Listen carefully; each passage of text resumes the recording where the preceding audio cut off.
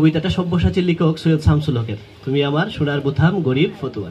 এই তুমির আগে যদি একটা গ্যাপ দিয়ে দেই, আপনারা এই গ্যাপে কি বসাবেন? দেশ তুমি আমার সোনার বুথাম গরিব ফতুয়ার, কি বসাবেন আপনারা? আমি বসিয়ে দিলাম শব্দকথা। কেমন হলো? Thank you. এটা শব্দকথার এইরকম আয়োজনে আজকে আমার প্রথম আসা। এখানে নৌমি আমার স্টুডেন্ট বা অনেকে আমি চিনি, আমাকে বলছে অনেকবার, মনসুর ভাইও বলছেন, আমার কর্মব্যস্ততার কারণে আমার আশা হয়নি। এরকম একটা 7 বিকাল কাটানো গেলে আরো অনেকগুলো শত বিকালকে মাইনাস করা যায় লাইফ থেকে, এটা আমি বিশ্বাস করি। চমৎকার একটা আয়োজন, এই জন্য আমি আজকের এই আয়োজক যারা এবং যিনি এবং ওনার পরিবার সকলকে আমি ধন্যবাদ এবং কৃতজ্ঞতা জানাতে চাই। বিষয়টা বুক রিভিউ বা বই পর্যালোচনা। আমি মনোযোগ দিয়ে শুনছিলাম আপনাদের পর্যালোচনা একটা বিশাল বড় একটা শব্দ, এটা একটা টার্ম। যাক, তারপরও আমি এটাকে উৎসাহ দেব, যেহেতু নৌমি সরাসরি আমার স্টুডেন্ট, আমি তার কথা ধরেই বলি।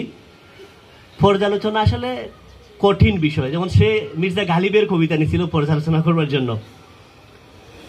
আমি ইংরেজি স্টুডেন্ট, লেখাপড়া ইংরেজিতেই করছি, ইসলামিক স্টাডিজে মাস্টার্স করছি।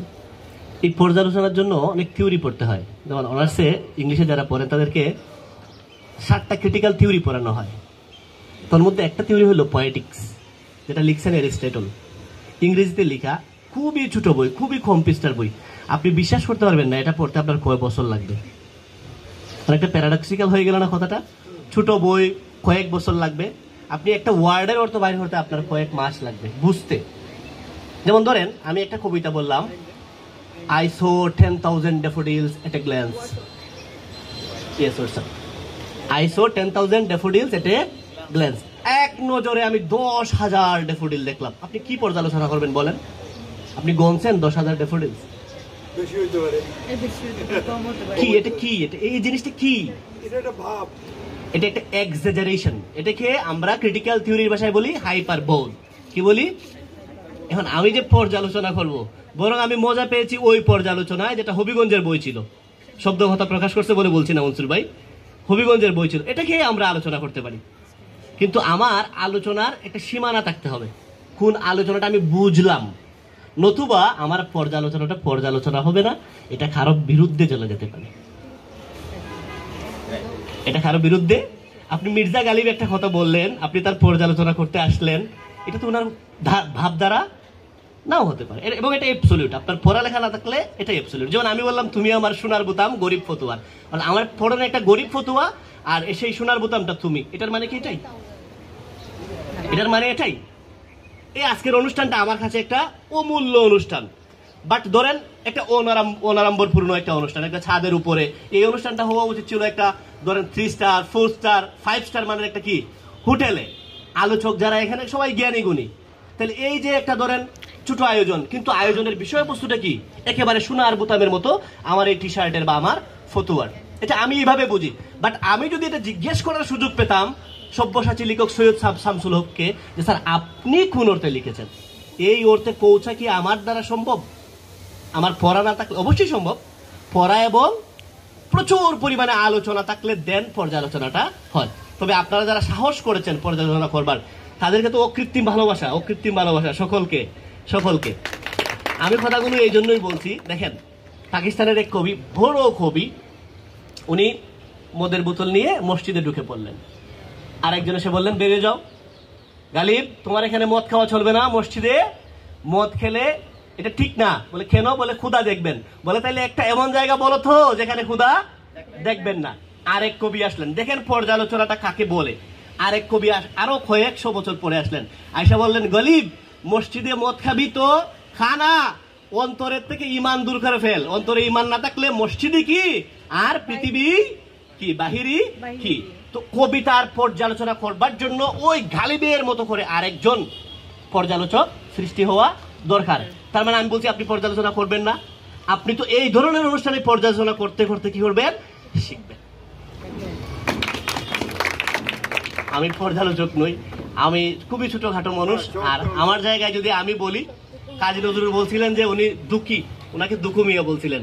যদি এই শহরে কেউ আমার নাম দেয়, আমার নাম দেওয়া উচিত হতভাগা মিয়া। আমি প্রচুর লিখি, আলহামদুলিল্লাহ প্রচুর লিখি। আমি এই পর্যন্ত অনুবাদ করছি 15টার উপরে বই, হবিগঞ্জের মানুষ জানেও না। আমি এমন এক বই অনুবাদের সাথে সম্পৃক্ত যেটা এই দেশে এবং এটা ভারতবর্ষ প্রকাশ করছে ওরা। এটা হলো ইরফানুল কুরআন, অর্থাৎ সাইন্টিফিক কোরআনের ব্যাখ্যা, কোরআনের সাইন্টিফিক ব্যাখ্যা, এভাবেও কথাটা বলা যায়। তো আসলে আমাদের যেটা, আমি আজকের অনুষ্ঠান থেকে যেটা ফিল করছি, আমাদের মেশা উচিত, মানুষের সাথে আসা উচিত, কথা বলা উচিত, একজন আরেকজনকে চেনা উচিত, আগে নিজের পর্যালোচনা করা উচিত। বাবা নিজে, নো দাই সেলফ, আগে নিজেকে জানা উচিত। আমি আমার আজকের এই ছোট কতগুলো অঘুচালো কথা থেকে সকলকে খুব বিনীত অনুরোধ করব, আমরা যেন নিজেকে জানি। আমরা যেন কি জানি? নিজেকে। প্রত্যেকের ভিতরে একটা কবিতা আছে, আপনি বিশ্বাস করতে পারবেন না। আপনার ভিতরে কবিতা আছে, আপনার ভিতরে গদ্য আছে, আপনার ভিতরে উপন্যাস আছে, আপনার ভিতরে ট্র্যাজেডি আছে, আপনার ভিতরে ফিলোসফি আছে, আপনার ভিতরে মিথ আছে, অনেক কিছু আছে, কিন্তু আপনি আপনাকে চিনেনই না। আপনি আপনাকে কি করে ফেলেছেন? আপনার ফেসবুকের গণ্ডির ভিতরে আবদ্ধ করে ফেলেছেন, আপনি আপনার ওয়ালের ভিতরে আবদ্ধ করে ফেলছেন। না না না না, এর চেয়ে বিশাল এই যে আজকের এই ছাদ, এই ছাদ কি শুধুমাত্র একটা ইট পাথরের ছাদ? ছাদ, এই ছাদটা কি হয়ে গেল? সাহিত্যের ছাদ। কিসের ছাদ? সাহিত্যের ছাদ। এক ভাই জীবনানন্দের কবিতা পড়ছিলেন এক ভাই শুরুতে। যাক, আকাশের ওপারে আর একটা আকাশ। আপনি দেখেন এখানে কি মহাবিশ্বের কথা উনি বলছেন, জীবনানন্দ।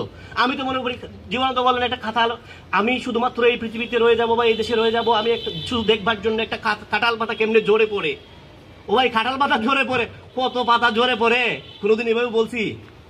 এই কাঁঠাল পাতা ঝরে পড়ার ভিতরে একটা মহাবিশ্বের জাগতিক যে অবস্থা, সেটার বর্ণনা করা আছে। আপনার এই পৃথিবীর থেকে 13 লক্ষ গুণ বড় এই কি সূর্য, সূর্যের থেকে আর 18 লক্ষ গুণ বা 15 লক্ষ গুণ একটা কি আকাশ, এখানে কি গ্যালাক্সি, মিল্ক ওয়ে, কত কিছু ঘুরে, সে তার কক্ষপথে ঘুরে, চন্দ্র আসে, আবার সূর্য আসে, আবার পূর্ণিমা হয়। গতকালকে রাস পূর্ণিমা ছিল না? ঠিক এই একটা আবর্তনে কাঁঠাল পাতাটা গজায়, সবুজ হয়, বড় হয়, আবার ঝরে পড়ে। একটা কবিতা কি শুধুই কবিতা? কবিতাগুলো শুধু কবিতা না হয়, আমাদের মনের কথা হয়ে উঠুক, আমরা কবিতা বুঝি, কবিতা নিয়ে আলোচনা করি। সকলকে ধন্যবাদ। আসসালামু আলাইকুম।